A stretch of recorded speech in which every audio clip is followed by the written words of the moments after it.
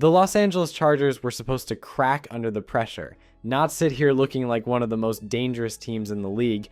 On paper, this season should have broken them. Their franchise quarterback, Justin Herbert, is playing through another painful injury. Star pieces on both sides of the ball have gone down, and the schedule is loaded with heavy hitters. Nobody expected this roster to still be swinging at this point in the year, let alone pushing for home field in the playoff race while the rest of the AFC keeps stumbling.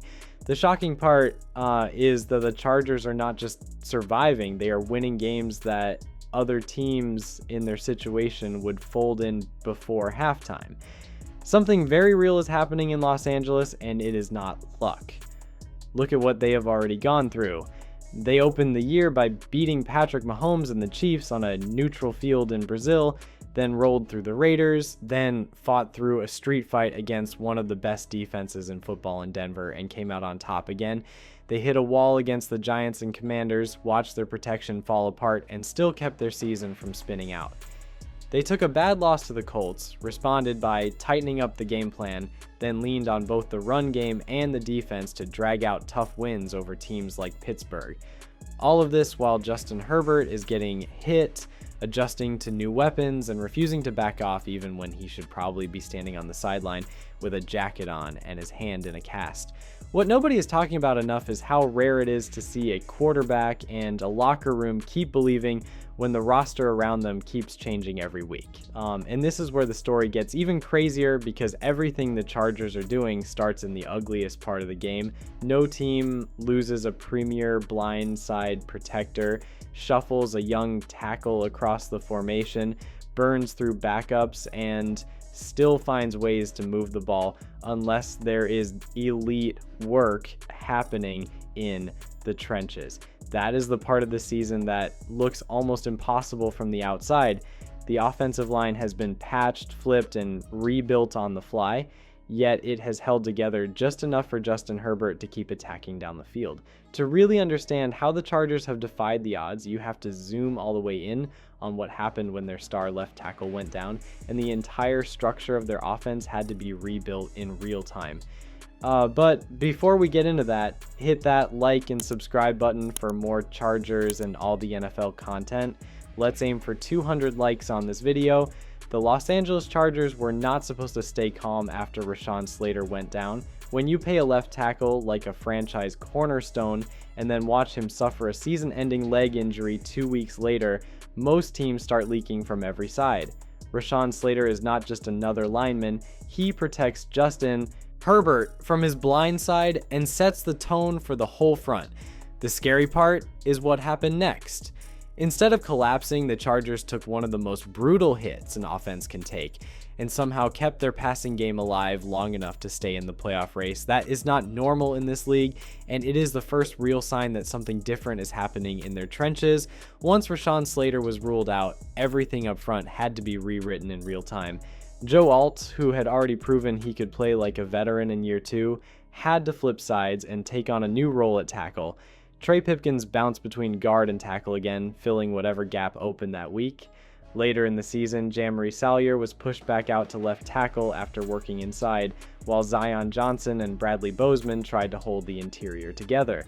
At right guard, Mickey Becton battled through his own issues, and depth players like Austin Deculus and Trevor Penning were thrown into real snaps when injuries piled up.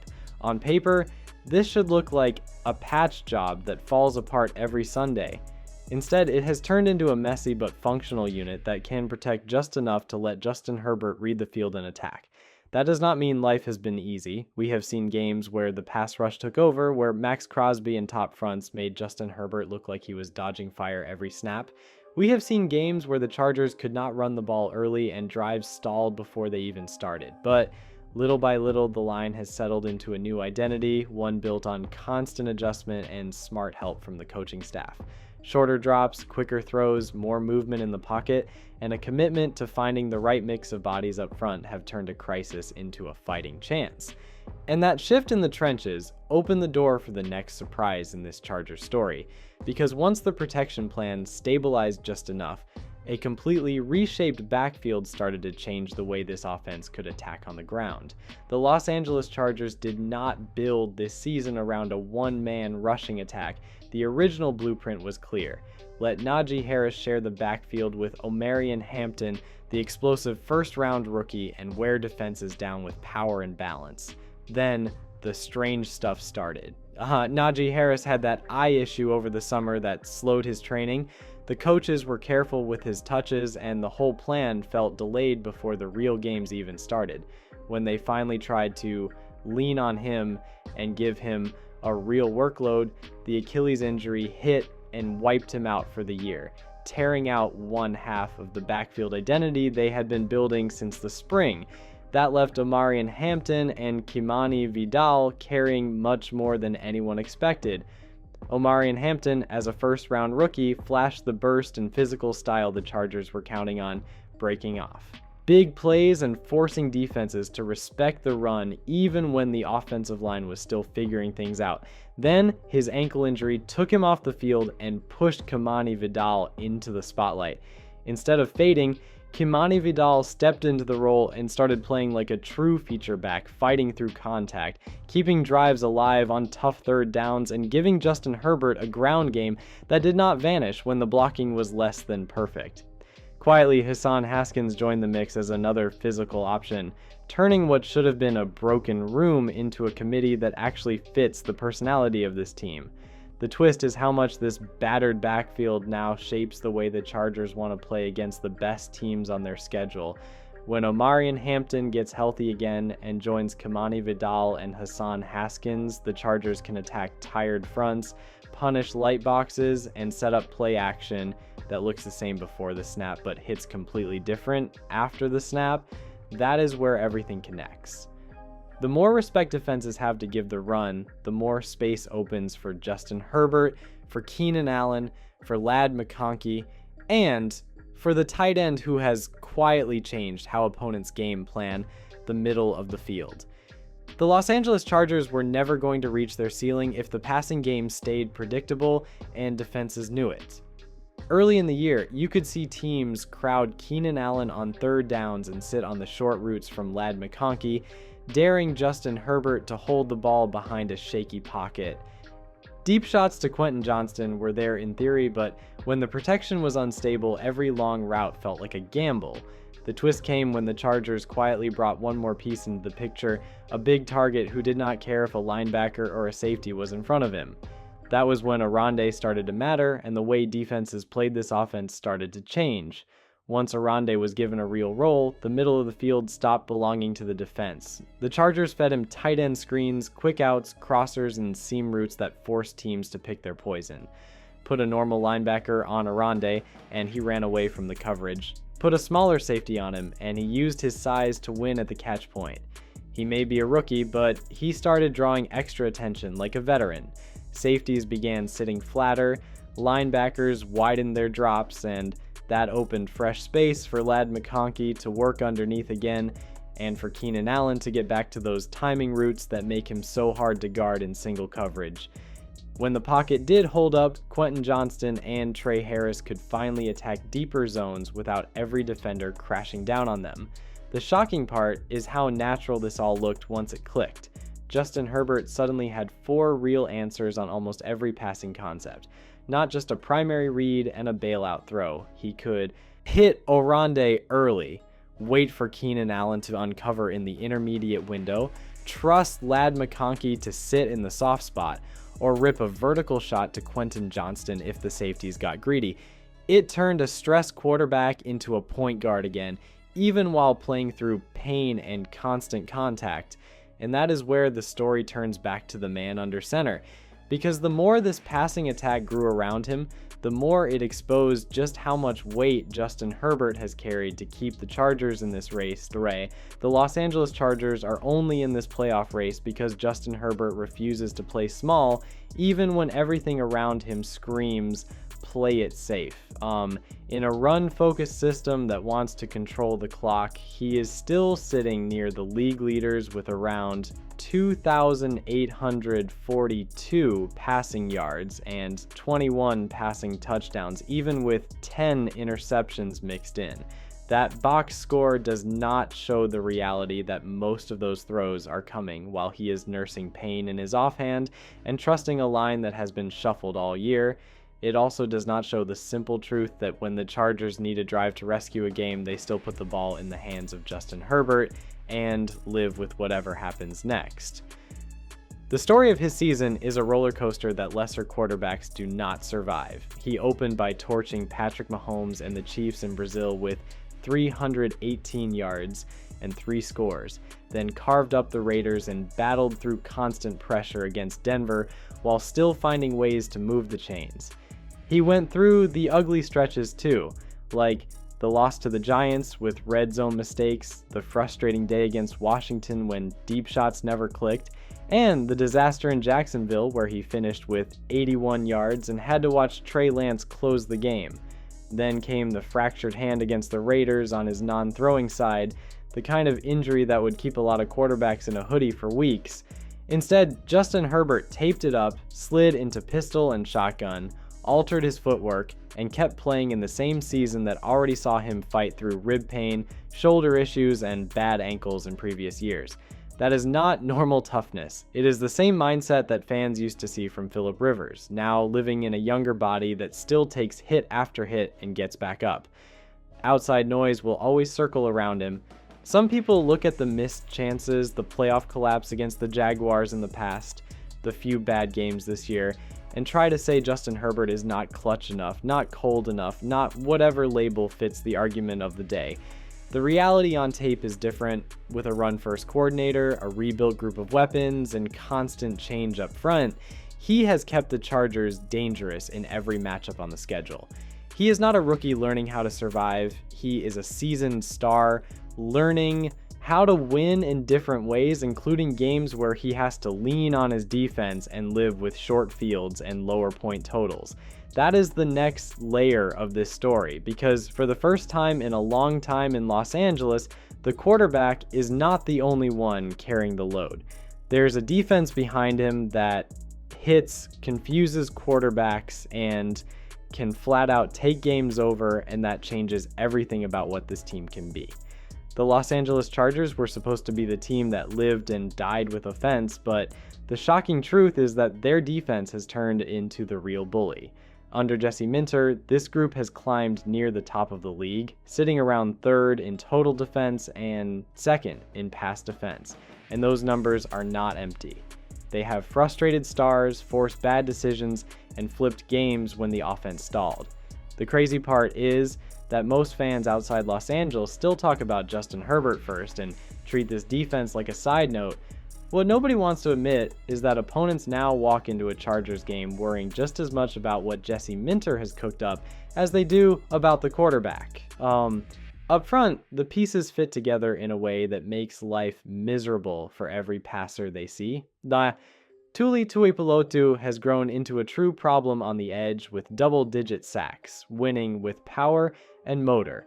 Khalil Mack is no longer in his prime, but he still sets the edge, squeezes run lanes, and gets home when it matters. Behind them, the front is constantly rotating fresh threats like Bud Dupree and Odafe Owe, who bring speed and length from different spots along the line. Then there is the second level where Diane Henley has become a weapon that moves around as a blitzer, a drop defender, and a spy on mobile quarterbacks. That mix has bothered players like Patrick Mahomes, Geno Smith, Kirk Cousins, Jackson Dart, and Jaden Daniels because the pressure does not always come from the same place and the picture almost never looks simple before the snap. On the back end, the Chargers have built one of the most complete secondaries in football. Dante Jackson has played like a true number 1 corner with multiple interceptions and pass breakups. Cam Hart holds down the other side with size and length, and RJ Mickens has stepped in as a young safety who always seems to be around the ball. Derwin James is the glue, lining up in the slot in the box, deep, or even as a pass rusher, taking away tight ends, running backs, and key zones in the middle of the field. Earlier in the season, veterans like Alohi Gilman also helped set the tone. Put it all together and you have a defense that is built to confuse reads and punish mistakes, which is exactly what they will try to do against Jalen Hurts and a struggling Philadelphia offense. And with the Eagles limping into a primetime game without one of their best defenders, the stage is set for this Chargers unit to force a statement and tilt the entire showdown in a way nobody saw coming. The Los Angeles Chargers walk into this primetime game with a chance that nobody expected them to get. The Philadelphia Eagles come in without star defender Jalen Carter, without full health on the offensive line, and with real questions about how their attack looks right now. On the other side, you have Justin Herbert playing hurt, a Chargers defense that has found its identity, and a locker room that understands how rare it is to catch a contender in a vulnerable moment. This is not just another game under the lights, it is a test of whether Los Angeles can walk into a national stage, see the opening in front of them, and punch straight through it before the Eagles can recover. For the Chargers offense, the path is clear but demanding. They need Amarian Hampton, Kimani Vidal, and Hassan Haskins to lean into that outside run game, force the Eagles front to widen, and let Justin Herbert live in pistol and shotgun where his injured hand is safer. Without Jalen Carter driving the interior, there is more room to double players like Jordan Davis and buy a little extra time for routes to develop. Short timing throws to Ladd McConkey and Keenan Allen, seam routes and quick screens to Arandi, and selective deep shots to Quentin Johnston can stretch this defense in every direction if the protection does its job. Every successful run and every quick completion is another hit on an Eagles group that has already taken a lot of snaps this season, and that slow wear down effect is exactly what Jim Harbaugh wants as the night goes on. The Los Angeles Chargers are stepping into their last 5 games knowing every snap can push them toward a deep January run or send them home early. At 8-4, they sit in the middle of a crowded conference where one win can launch them up the playoff picture and one slip can drop them behind teams that have not dealt with half their chaos. The pressure is simple and brutal. There is no hiding now. Every decision from Jim Harbaugh, every throw from Justin Herbert, and every stop from this defense will decide whether this year becomes a turning point for the franchise or just another season that almost happened. The numbers are not complicated, but the path is. In a conference where wildcard spots may come down to 10 wins or 11 wins, the Chargers know they have almost no room for comfort. They still have to deal with the Philadelphia Eagles, the Kansas City Chiefs, the Dallas Cowboys, the Houston Texans, and a road trip to face the Denver Broncos. They hold key tiebreakers over teams like the Chiefs and Broncos, but the Texans and Colts are right there swinging for the same spots. Go 3-2, and this team should be playing in January with momentum. Go 2-3, and it becomes a nervous wait where every other result around the league suddenly matters as much as their own.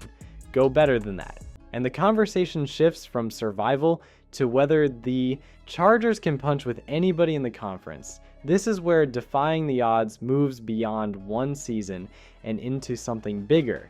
If the Chargers navigate this run and come out as a real contender, it means they have built a core that can live in this pressure for years. You are talking about Justin Herbert throwing behind Rashawn Slater and Joe Alt when they're both healthy, handing the ball to Amarian Hampton and Kimani Vidal, trusting Ladd McConkey, Keenan Allen, Quentin Johnston, and Arandi in the passing game, and leaning on a defense led by Tuli Tuipulotu, Khalil Mack, Derwin James, Dante Jackson, and RJ Mikens.